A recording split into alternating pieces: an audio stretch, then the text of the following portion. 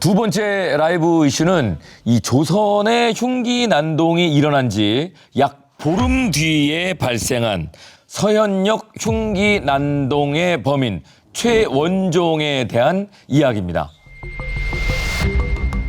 자, 분당 서현역 살인사건의 피의자 신상 공개가 됐습니다.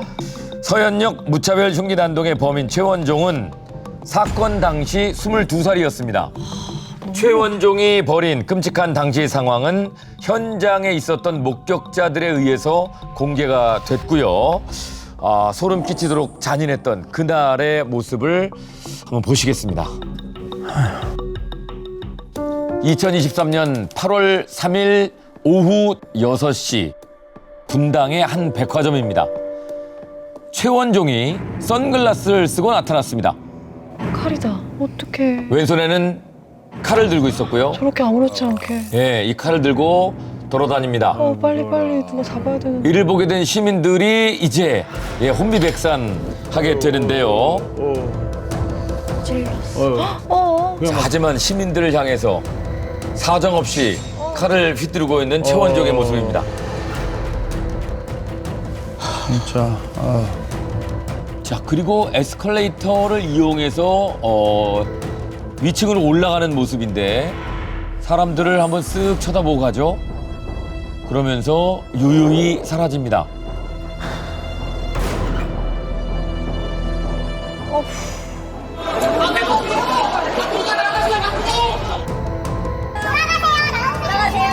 무슨 일 있나요? 칼부림이 일어났대요. 아직 범인도 못 잡았어요. 갑자기 일어난 흉기 난동에 백화점 안은 아수라장이 됐고요.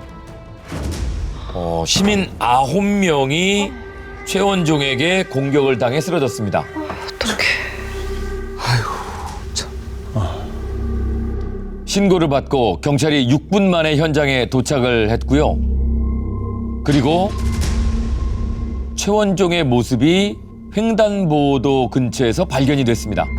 이때 최원종은 들고 있던 칼을 뒤쪽 화단에 버리는데요. 곧바로 현장에서 체포가 됐습니다. 아휴. 정상이 아니구나.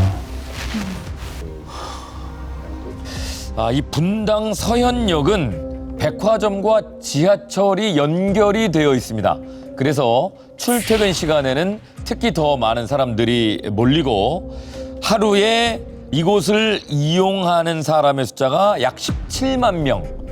그야말로 만남의 광장으로 통하던 장소였습니다. 최원종은 많은 사람들이 몰리는 저녁 6시 퇴근 시간에 범행을 저질렀던 겁니다. 네, 저 서현역은 사실 저희 동네에서 가깝기 때문에 저나 가족도 자주 방문하는 곳이거든요. 네. 이 최원종 같은 경우는 정문으로 들어가려다가 바로 입구에서요, 2층 입구에서 72세 여성과 마주칩니다. 그러자 자기가 준비하고 있던 회칼로 마구 찌릅니다. 72세 여성을요. 그 다음에 또 마주친 다른 사람을 역시 칼로 마구 찌릅니다. 그리고 나서 이제 에스컬레이터를 타고 1층으로 이동을 하고요. 그리고 이제 무차별 공격을 계속 이어나가죠. 이 최원종의 범행은 약 3분간 계속되었고요. 1층에서는 무려 7명이 이 최원종이 휘두른 흉기에 찔리는 그런 공격을 당하게 됩니다. 그렇게 해서 총 9명의 시민이 큰 부상을 입었는데요. 피해자분들은 나이 또는 뭐 성별 다 각기 다양한 그런 분들이었습니다. 앞서 보신 조선은 자기 또래 남성만 공격했잖아요. 근데 최원종은 가리지 않았습니다. 누구든지 앞에 있는 사람을 다 공격을 했습니다. 그야말로 무차별 범죄의 전형적인 모습이었습니다. 퇴근 시간에다가 만남의 관장이면은 진짜 사람이 엄청 많았을 건데 그 자리에 있었던 분들이 정말 다 공포스러웠을 거고 모두가 다 피해자라고 생각을 해요. 일부러 사람 많은 시간을 노린 건가요? 그렇죠. 사실 이제 범죄를 저지르는 범죄자 입장에서는요. 가장 자기가 범행을 저지르기 적절한 장소와 시간과 대상을 선택을 하게 되어 있는데 이 모든 것들이 다 해당이 되는 장소이고요. 특히 이동하는 동선을 본다면 여러 차례 와서 자기가 이런 범행을 저지르고 이동하고 도주하는 것까지 계획을 수립했을 가능성이 높다 이렇게 보여집니다. 일반화할 수는 없겠지만 제가 현직에서 면담한 한 범죄자 같은 경우에는 일부러 퇴근 시간이 출근 시간보다 훨씬 사람들의 긴장도가 낮기 때문에 시간을 그렇게 선택했다 이런 범죄자들도 있어요. 그러니까 아마 범죄자들 나름대로 가장 많이 피해를 줄 수 있는 그런 장소를 선택해서 범행을 저지른다라고 봐야 될 것 같습니다. 네. 근데 이 최원종의 잔혹한 범죄는 서현역 백화점에서 흉기를 휘두른 사건뿐만이 아니었습니다. 흉기 난동이 있기 바로 직전에 최원종은 더 끔찍한 범행을 저질렀는데요. 영상을 함께 보시겠습니다. 흉기 난동 3분 전입니다. 백화점 인근의 도로변. 자, 지금 두 사람이 횡단보도를 건너고 있는데 좌회전 중인 소형차 한 대가 보이죠? 예, 갑자기 인도 쪽으로 진입을 하더니 그대로 무차별적으로 돌진합니다. 인도를 걷던 행인들이 있었는데 걸어가던 행인을 지금 여러 사람 치고 있어요. 무슨 죄야? 아유. 어떡해. 믿기지 않는 상황입니다. 다. 멈추려는 생각이 없습니다. 와.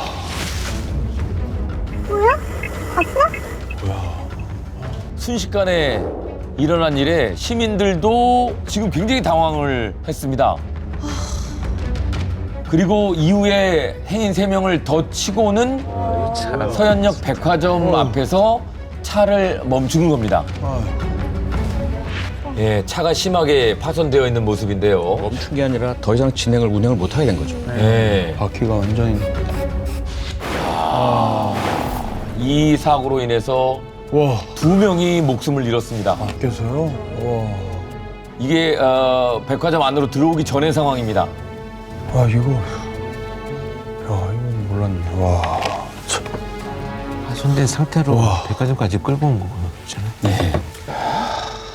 최원종의 진술에 따르면 처음부터 사람들을 칼로 찌르는 것이 망설여져서 먼저 승용차로 사람들을 들이받고 그 다음에 미리 준비한 칼로 사람들을 공격하겠다고 마음먹었다는 겁니다. 아니 찌르는 게 망설여져서 차로 먼저 쳤다는 게 이게 무슨 뭐 말 같지도 않은 소리.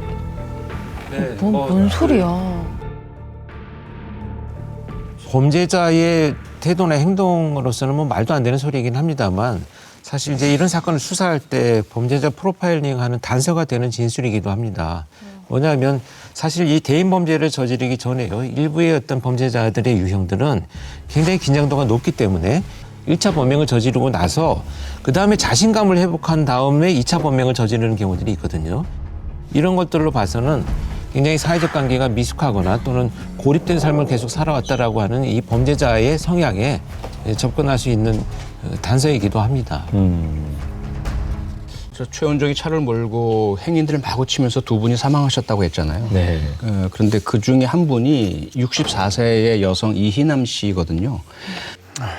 이 이희남 씨가 당시에 남편분하고 손을 꼭 잡고 걸어가시고 계셨어요. 동네에서 이제 산책을 하시고 계셨는데 2분이 이제 한 달 뒤에 스페인 가면 어디든 꼭 가자 이런 식의 이제 대화를 나누고 계셨다라고 합니다. 결국 두 부부께서 걸어가시던 산책길이 이 마지막 길이 되었습니다. 진짜. 이런 범죄자들이랑 같은 사회를 살고 있다는 게 너무 무섭고.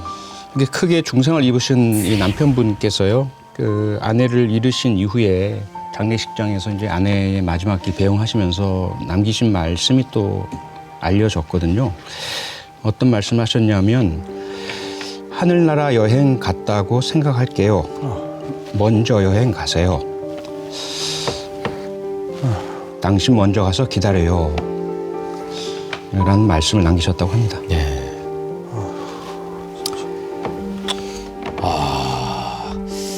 한순간에 가족을 잃었습니다. 이 유가족들의 이야기를 들어보시겠습니다.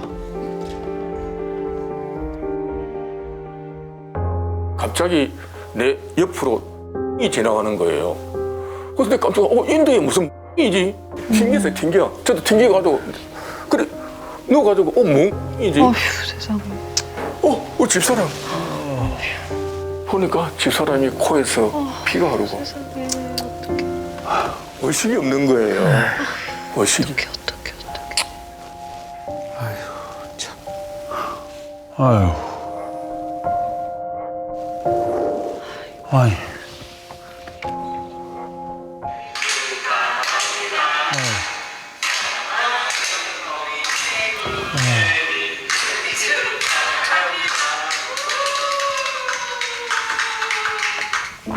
사실 아내는 내하고 첫사랑이지만 나이 가이드고 만내자였어요.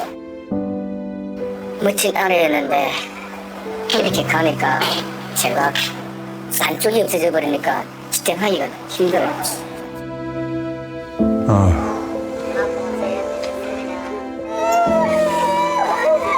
여행 먼저 가요. 여행 가실 거 여행 가세요. 아유, 세상에. 여행 갔다가 생각 할게요.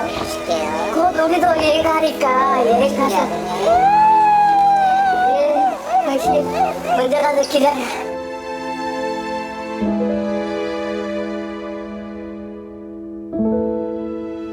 삶에 의지가 없어질까 봐 걱정이에요. 아휴, 진짜.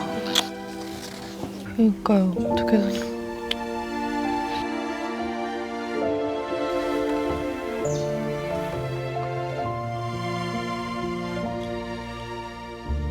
네, 그리고 또 다른 피해자가 있습니다. 20살의 김혜빈 양입니다. 아휴. 영정사진을 찍기에는 정말 너무 어린 나이입니다. 제 혜빈이 이제 20살이에요. 이제 20살인데 그래. 그 악마 같은 가해자 때문에 이 20살 겨우 20살인 내가 이렇게 됐어요. 어떻게 사냐고요, 엄마가.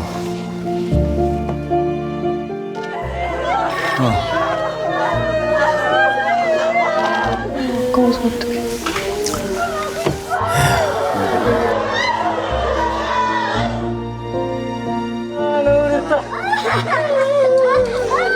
아빠가 지켜주지 못해서 미안하다.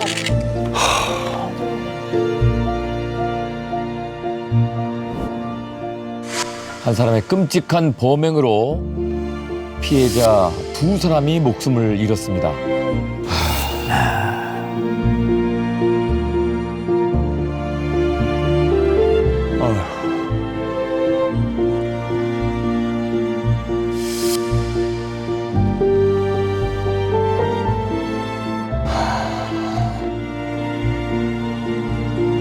진짜 온 가족을 다 죽인 거예요, 진짜. 아휴. 아유, 세상에.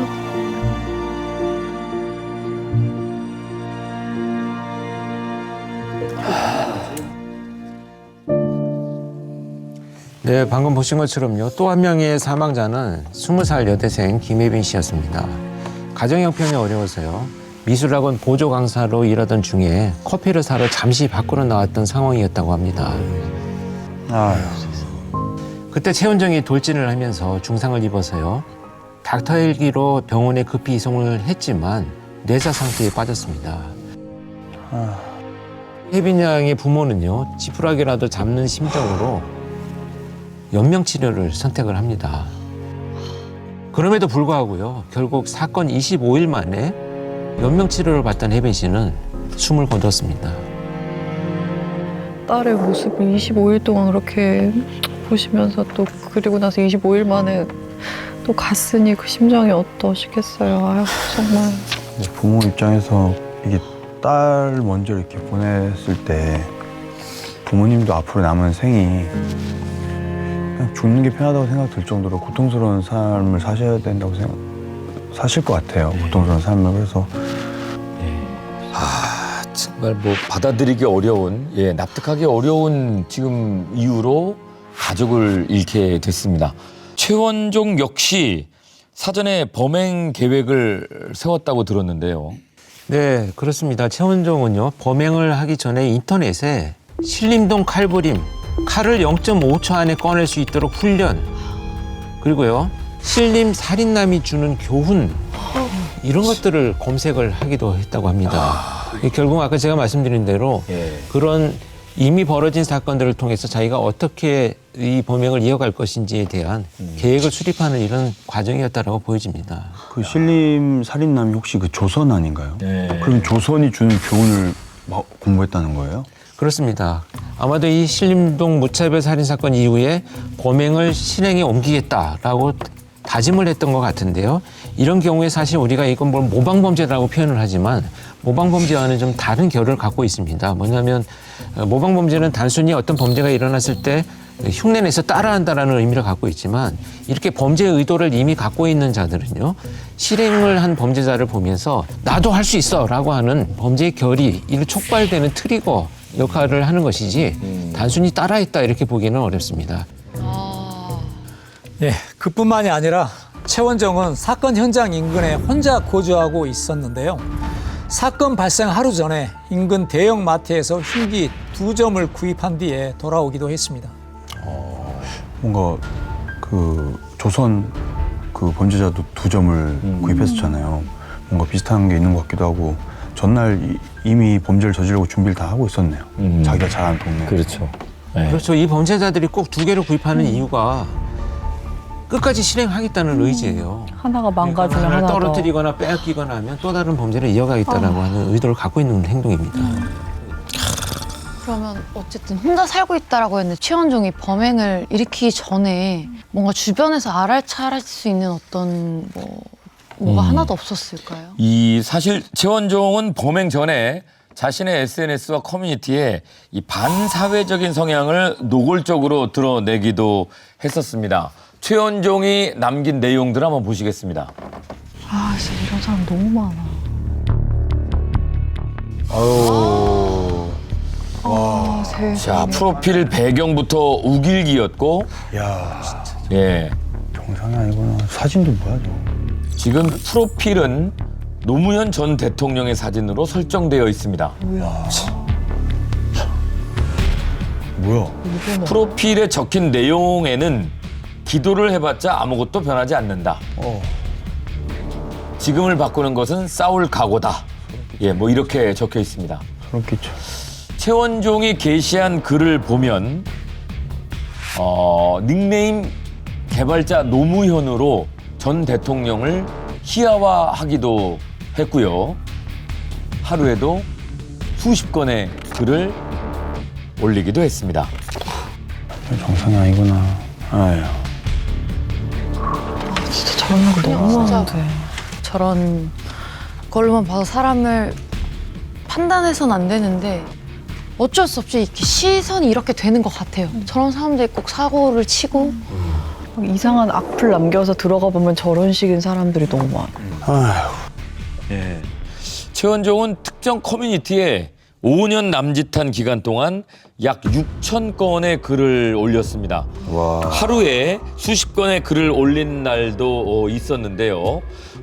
커뮤니티에는 본인이 할 일을 적기도 하고 그리고 자신의 반사회적인 성향을 드러내는 글들을 올렸습니다. 야. 뭐 알아달라고 하는 건가요? 뭐 친구가 없어서 그런 건가요? 왜 저런 것까지 일일이 커뮤니티에 왜 적는 거예요? 저런 사람들이 되게 많거든요. 이상한 사람들 중에. 기본적으로 이제 관심을 받겠다라는 것을 봐야 될 텐데요. 일단 공식적으로 남겨진 기록이 좀 있습니다. 판결문에 포함된 내용입니다. 최원종의 가족이 주장한 바에 따르면 최원종은 어렸을 때부터 내성적이고 소극적인 성향이었는데 어머니가 우울증 등으로 정신적인 어려움을 겪고 있어서 양육을 제대로 하지 못했다라는 것들을 이제 정상참작 사유로 올린 겁니다. 그런 환경에서 자라면서 스스로 위축감, 불안감 등을 느끼면서 성장했고 이러한 성격 때문인지 중학교 다닐 때는 친구들과 어울리지 못하는 등 학교 생활에 적응하지 못하는 모습을 보였다라고 최원종 측은 주장을 하고 있습니다. 그래서 학교나 친구들과 전혀 어울리지 못하다 보니까 온라인 커뮤니티 등에 더 집착한 것이 아닌가 이렇게 좀 추정을 해볼 수가 있죠. 그러면은 중학교 친구들이 뭐 기억하는 최원종은 어떤 사람이었는지도 궁금해요. 학창 시절에. 네, 일부 친구들의 이야기를 들어보면요. 컴퓨터를 잘 만지는 친구였다라고 하는데 문제는 자기 능력을 과시하기 위해서요. 선생님들의 컴퓨터를 몰래 다니면서 전부 초기화를 시키면서 다녔다라고 해커네, 해커. 기억들을 합니다. 이런 게 뭐냐면요. 친구들하고 어떤 소통하는 방식으로 굉장히 많은 대화와 에피소드들을 갖게 되는 시기인데도 불구하고 자신의 존재감을 찾기가 어려우니까 결국은 자신의 능력을 드러내고 확인하는 방식으로 그렇게 몰래 하고 다니지 않았는가 이렇게 보여집니다. 그런데요, 최원종에 대한 다른 이제 기록들을 보면요, 학교 당시의 기록을 보면 공부는 꽤 잘한 것으로 이렇게 그 기록 구성에 나타납니다. 특히나 이제 수학 등의 이과 분야에서 좀 많은 그 좋은 성적 나타내고 재능도 보였다 이런 이제 기록이 있는데요. 중학교 3학년 재학 당시에는 심지어 한국 올림피아드에 나가서 입상을 하기도 했다고 합니다. 그 좋은 말이죠. 그러다 보니까 이제 최원종은 특목고 진학을 희망했다고 합니다. 그리고 지원도 했는데 탈락했습니다. 그래서 결국은 그 진학에 실패하면서 일반 고등학교에 배정이 됐거든요. 그런데 일반 고등학교 입학한 지 며칠 후에 시시한 일반고는 다니지 않겠다라는 말을 남기고 자퇴를 했습니다. 뭔가 본인이 스스로 좀 공부를 잘한다고 생각을 하고 그랬는데 이제 특목고 진학 실패하니까 좀 뭔가 극단적으로 뭐 그럴 바엔 다 안 해 뭐 이렇게 된 건지. 그러니까 자기 과시욕이 있었는데 이게 지금 과시할 무너지니까. 게 없어지고 무너지니까 거기서 이런 선택을 좀 극단적으로 한 게 아닌가. 뭐 교류할 친구가 더 없어졌겠어요. 자퇴를 했으니까. 그럼 저런 소소한 대화도 커뮤니티에 올린 거고. 혹시 이런 행동들이 무차별 범죄를 일으킨 것과도 상관이 있나요? 여러 가지 문제 원인 중에 하나가 될 수는 있죠. 특히나 그 자기의 정체성, 자신의 어떤 내면에 자기가 생각하는 것과 남들이 자기를 평가해 주는 것에 커다란 차이가 나는 경우에 일부는 가상의 정체성을 만드는 경우가 있습니다. 온라인 커뮤니티 같은 곳에 남들이 주목할 만한 세 보이는 아이디, 또 센 글을 올리고 이러면 사람들이 와, 너 세구나, 강하구나 이렇게 이제 인정해주는 그런 부분들을 찾아서 자꾸 이제 글을 남기고 하는 경우인데요. 그런데 이러한 최원종에 대해서 이 범행 저지르기 몇 년 전에 정신과 진단이 내려진 적이 있었습니다. 그 당시 내려진 진단명은요, 조현성 성격 장애입니다. 그러니까 조현성 성격 장애가 뭐냐면 이 조현병과 완전히 다릅니다. 네. 성격 장애인데 그 사람들과의 접촉을 피하고 혼자 있기를 좋아하고 완전히 혼자 고립되어 있는 그런 성격 장애를 말합니다. 그러니까 사람들과의 관계나 사회생활을 할 능력 자체가 없는 그런 부분이라고 보시면 돼요. 그래서 그런 부분들이 아마 이번 범행과도 관련은 있다. 다만 그것이 원인이다라고는 볼 수는 없습니다. 이 커뮤니티에 자신의 일상을 올리던 최원종이 어느 날 범행을 예고하는 듯한 글을 게시하기도 했습니다. 아이고. 신림역 살인사건, 스토커 발각 두 사건을 기점으로 군사력 대폭 강화. 이해하기 힘든 글을 올리면서 회칼을 든 사진까지 게시했습니다. 그냥 참. 그리고 범행 전날 서현역 지하에 디저트 먹으러 가는 중이라는 글도 남긴 최원종인데요. 아이고야, 어떻게 하다가 저렇게. 그런 사람 너무 많아요. 이상한 사람. 막 불 남기는 그런 사람. 그러니까 전 저 워딩 자체가 참, 근데 디저트 먹으러 가는 중이라는 게 스토커 발각? 군사력 대폭 강화? 이게 무슨 말이에요? 예, 최원종은 평소 스토커 조직이 집 주변에서 자신을 감시하고 있다고 생각했다고 합니다. 앞서 흉기난동을 일으킨 전날에도 서현역을 갔다가 돌아왔다고 했잖아요. 그 이유 역시 스토킹 망상 때문이라고 주장했습니다. 자신을 스토킹하는 조직원을 공격하기 위해서 서현역에 갔는데 스토킹 조직원을 발견하지 못해서 계획을 실행하지 못하고 집으로 돌아왔다는 겁니다.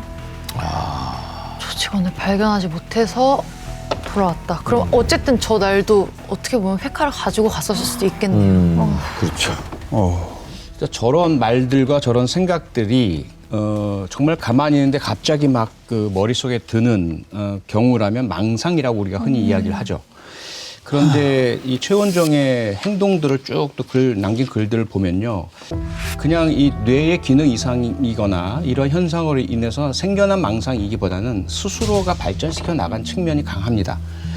비사회적인 모습, 외톨이적인 모습에서 반사회적인 모습, 세상을 적으로 돌리고 사람들을 자기와 적대적 관계로 설정하는 그런 어떤 형태로 인식의 변화가 일어난 것 같고요. 그러다 보니까 실제로 존재하지 않는 이런 집단 스토커 조직, 자기를 대단한 존재로 상정을 하는 거죠. 그러다 보니까 여러 사람이 자기를 쫓아다니고 스토킹하고 그러한 조직체가 있다라는 어떤 그런 그 생각을 했던 것 같습니다. 앞서 말씀드린 것처럼 최원종은요. 조현성 성격장애라는 진단을 받았습니다. 뭔가 심각한 사고체계에 문제가 있는 것이 확인이 된 거죠. 그런데요. 그 범행을 하기 전까지 3년간은 전혀 정신질환 치료를 받은 기록이 없습니다. 흔적 자체가 없습니다. 그래서 가족에게 경찰에 조사를 해봤더니 최원종 스스로가 자기가 문제가 없다라고 이야기를 하면서 치료를 받지 않겠다 해서 스스로가 자해에 의해서 치료를 중단해 버렸다라고 합니다. 하지만 정신질환 자체는 결코 범죄의 원인이 될 수가 없습니다. 그 자체는 위험한 게 아닙니다. 문제는 정신질환이 있음에도 불구하고 제대로 된 치료를 받지 않을 때, 스스로 자의적으로 치료를 중단할 때 이제 문제가 발생을 합니다. 분명히 어떤 이상 증세가 있거든요. 이상한 사고가 듭니다. 이상한 행동을 할 수가 있게 돼요. 이런 부분에 대해서 치료를 받으면 분명히 완화가 되는데 호전이 되고 치료를 받지 않게 된다면 이게 만약에 공격성과 분노를 만나게 된다면 저런 강력범죄로도 이어질 수 있다는 것이죠. 반드시 문제가 발견됐을 때는 스스로의 자발적인 의사가 아니고요. 의사의 진단에 따라서 치료를 계속해 나가야 합니다. 네. 결국 최원종은 사건 직후에 현장에서 검거됐습니다. 체포된 최원종의 이야기를 들어보시겠습니다. 듣고 싶지도 않아. 자, 과연 최원종은 범행 동기를 뭐라고 얘기했을까요? 너무 괴로워가지고 그 제 집 주변에 조직 스토킹 스토커들이 많이 있다고 생각했거든요. 그래가지고 제 집 주변에 있던 사람들을 죽여야겠다고 생각했습니다. 본인을 스토킹 피해자라고 주장을 했는데요. 지금 병원에 계신 피해자분들은 빨리 회복하셨으면 좋겠고 사망한 피해자분들께 애도의 말씀 드리고 사망한 피해자 유가족들분들께 정말 죄송하다고 말씀드리고 싶습니다. 자기가 해놓고 남일처럼. 뭔가 범죄자들이 카메라 앞에만 서면 죄송하다고 하는데 죄송할 짓을 진짜 안 하면 되는 게 아닌가. 형량 줄이려고 하는. 그리고 할 거 다 하고 용서를 구한다는 게 이미 피해자들은 피해를 다 입었잖아요. 네. 재판은 어떻게 됐을까요? 네, 최원종은요 결국 살인 미수, 살인 예비 혐의로 재판을 받았습니다.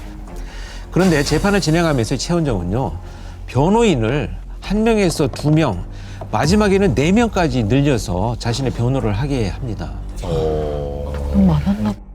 네, 그리고 이렇게 변호인의 숫자를 늘리고 나서 시작된 재판 공판 첫날 정말 믿기 힘든 황당한 일이 벌어지게 되는데요. 이 최원종의 변호인이 검찰이 제출한 수사 기록 3,000장이 넘는데 우리가 아직 다 열람을 하지 못했습니다. 그러므로 재판을 미뤄주시기 바랍니다. 준비할 시간이 필요해서 그런 거 아닌가요? 뭔가 어떻게든 형량 줄여보려고. 본인은 다. 그러자 재판부에서는 피고인의 권리니까 묵살하지 않고 최원종 측의 요구를 받아들여서 재판을 연기해 줍니다. 그렇게 해서 이 첫 재판, 첫 공판 열린 지 10분 만에 종료가 되는데요. 공판이라고 제가 말씀드렸잖아요. 우리나라는 이제 공개재판주의이기 때문에 재판정에 누구든지 원하면 방청을 할 수가 있거든요. 유가족분들이 와 계셨습니다. 유가족분들이 첫 공판이 열려서 그 힘든 광경을 보려고 가셨는데 결국 분노를 참지 못한 유가족분들은 현장에서 오열하시고 분노를 터뜨리셨습니다. 네.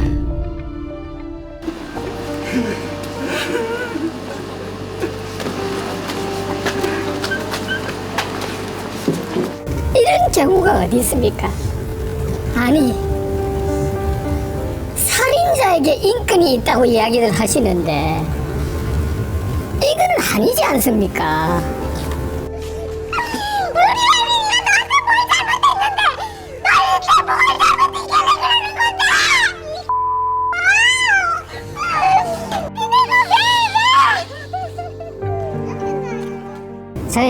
나이 겨우 20살인데 인생을 완전히 빼앗아갔어요.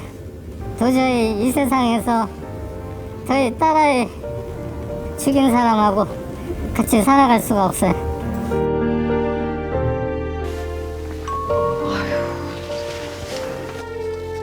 나 진짜 이해가 안 돼. 아휴. 너무 뻔뻔한 것 같기도 하고 미리 준비를 다 하고 나서 잘못한 게 있으면 용서를 구하거나 뭔가 물론 변호인 분들은 본인의 그 일이니까 해야 되는 건 알고 있는데 너무 뻔뻔해 그 사람. 아 이게 참 그런데요, 이렇게 뻔뻔하고 더 분노를 치솟게 만드는 일들은요, 재판 중에 계속 일어납니다. 구치소에 수감 중인 최원종이요. 이 시기를 틈타서 피해를 입은 모든 분께 드리는 사과문이라는 제목으로 한 언론사에 자필 편지를 보낸 겁니다. 쇼맨십. 아니 뭐 그 안에서도 관심을 그렇게 뭐 이렇게 갈구하나요? 떳떳해요. 뭘 하고 막뭐 관종. 그 시간을 늘려서 그 사이에 언론사에 사과문을 보냈다는 네, 얘기네요. 그렇죠. 뭔가 좀 의도하는 바가 있는 것 같은데요. 여기에 적혀 있는 최원정이 보낸 편지 내용은요, 범행을 후회한다면서 구치소에 한 달만 있었는데도 너무 힘들고 괴롭다. 이런 생활을 앞으로 몇십 년을 더 해야 할 것을 생각하면 정신이 무너지는 것 같고 고문을 받는 기분이다라고는 표현을 했습니다. 너무 이기적이네요. 몇십 년 사는 거 말고 그냥 바로 그냥 사형 그러죠. 해야죠. 아니 그게 너무 아까운데 살려두는 게 아까운 목숨들은 저렇게 많이 돌아가셨는데 자기 때문에 가족을 잃은 사람들이 더 하루하루가 진짜 고문이고 힘드실 텐데 어떻게 저렇게 이기적으로 자기가 힘들다고 저렇게 호소를 하고 고문받는 기분이라고 얘기를 할까 너무 이기적이네요. 네. 이기적인 것을 넘어서 정말 파렴치한 행동이죠. 네. 그런데 더 분노할 짓들을 계속 이어서 저지릅니다.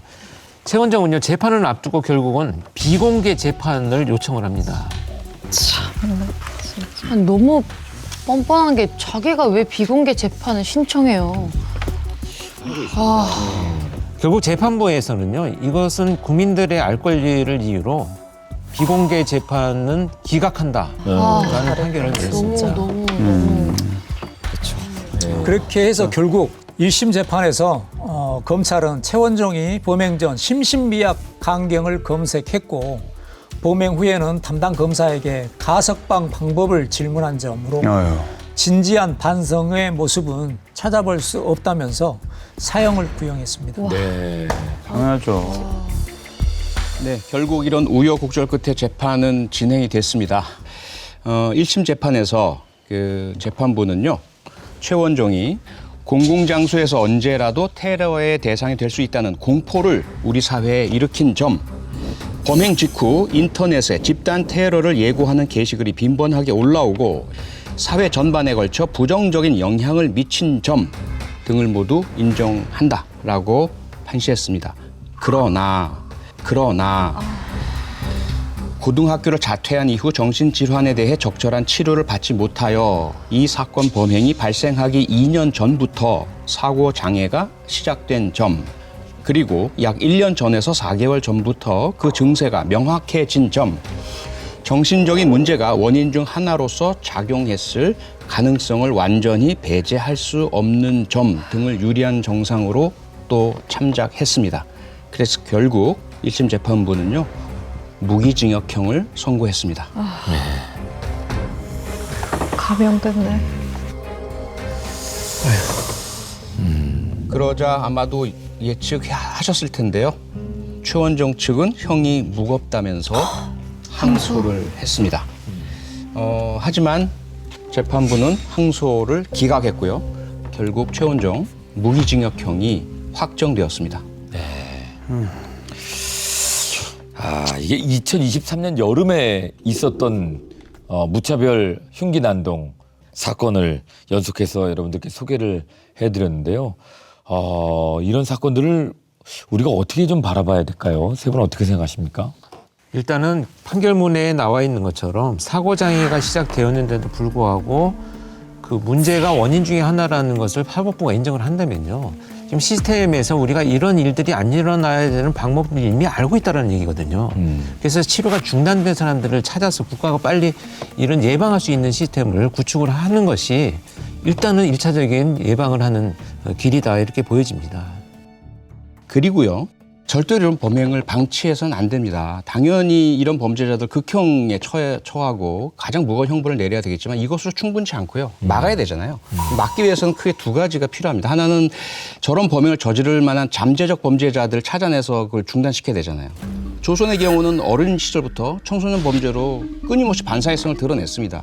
최원종 같은 경우에는 정신과적인 질환을 드러냈잖아요. 우리가 알고 있는데도 불구하고 막지 못하고 그런 범행을 저지르도록 우리 사회가 방치한 겁니다. 이건 분명히 지금 당장 고쳐야 될 부분이고 또 하나 말씀드릴게요. 이 잠재적 범죄자 문제뿐만 아니라 환경적 문제도 있습니다. 조선도 그렇고 최원종도 그렇고 길거리에서 너무나 쉽게 칼을 구입하거나 훔쳐서 범행을 저질렀어요.